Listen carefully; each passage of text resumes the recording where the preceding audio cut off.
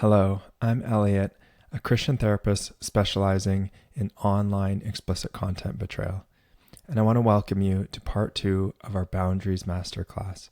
This is a 6-part masterclass that we're going to go over all the different nuances of boundaries after betrayal. So before we go any further, I want to invite you to do something simple with me. Take a slow breath in and a slower breath out. Slow breath in and slower breath out. One more. Slow breath in and slower breath out. Now I want you to know, if you're coming in and your chest feels tight, if your stomach drops, if your mind is racing, if you feel that familiar buzz of anxiety or numbness, please hear me.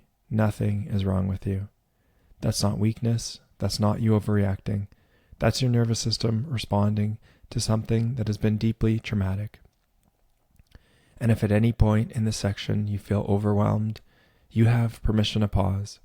You can step away, get some water, put your hand on your heart, and come back when you're ready. Now, if you're here, you may be living through the devastation of betrayal. Maybe your husband's pornography use, an emotional affair, a physical affair, hidden accounts, secret messaging, or a pattern of deception that has made you feel like you don't even know what's real anymore. And I just want to start by saying, I'm so sorry. Because betrayal doesn't just hurt your feelings. It often hits your body, your sleep, your appetite, your ability to concentrate, your sense of reality, and your sense of safety. It can feel like your life has been picked up and shaken to its core. And God sees that. He's not asking you to pretend you're okay. Scripture tells us in Psalm chapter 34, verse 18, the Lord is close to the brokenhearted. Not close to the strong ones, close to the brokenhearted. So if you feel brokenhearted, you qualify for his nearness. Now, as a Christian wife, you may feel torn in a way that's hard to describe. On one hand, you want to honor your covenant. You want to forgive. You want to be gracious. You may genuinely want restoration. And at the same time, there's another voice inside you saying, I can't keep doing this. I'm not safe. I can't keep bleeding and calling it love. That tension can feel like spiritual whiplash.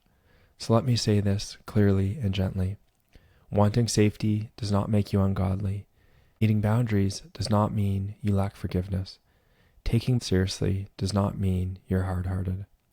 This is where boundaries become critical. Not because you're trying to punish him, not because you're trying to control him, but because boundaries create an environment where truth can exist, where safety can begin, and where restoration is even possible.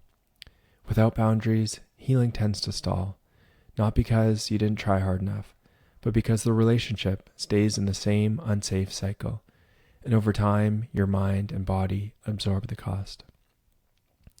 So let's talk about pornography specifically, because it's so common and often hidden, and many Christian wives have been told, directly or indirectly, that they shouldn't be this affected by it. But I want to validate something.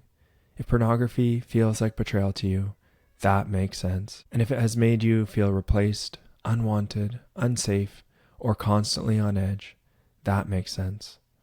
If you find yourself replaying details, checking devices, scanning for signs, second-guessing everything, that makes sense.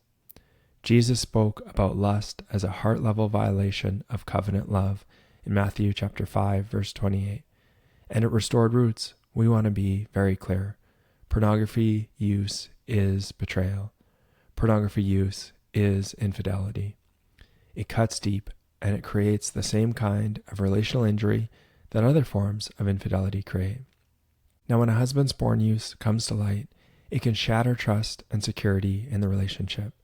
And wives often experience what many clinicians call betrayal trauma, things like anxiety and panic, hypervigilance, feeling like you have to be on alert, intrusive thoughts and images, nightmares or disrupted sleep, emotional numbness or dissociation, feeling obsessed with answers and then overwhelmed by the answers, PTSD-like symptoms.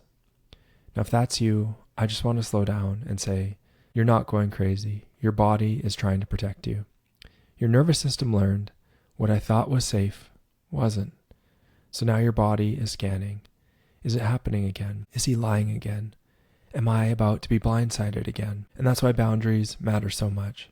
Because one of the first steps towards healing is reestablishing relational safety, not through wishful thinking, but through clarity and structure. Now, I want to talk about what boundaries are and what they're not. Boundaries are often misunderstood, especially in Christian spaces. So let's define them here. Boundaries are not revenge. Boundaries are not punishment. Boundaries are not you becoming cold or cruel. Boundaries are you saying, this is what's required for me to remain emotionally and spiritually safe. This is what I will participate in and what I will not. This is what honesty and restoration would actually look like. This is what I will do if the relationship becomes unsafe again. Boundaries are about creating an environment where truth has room to exist. And I know how hard this is. But a boundary isn't you being mean. A boundary is often the most loving thing you can do when chaos and secrecy have been running the relationship.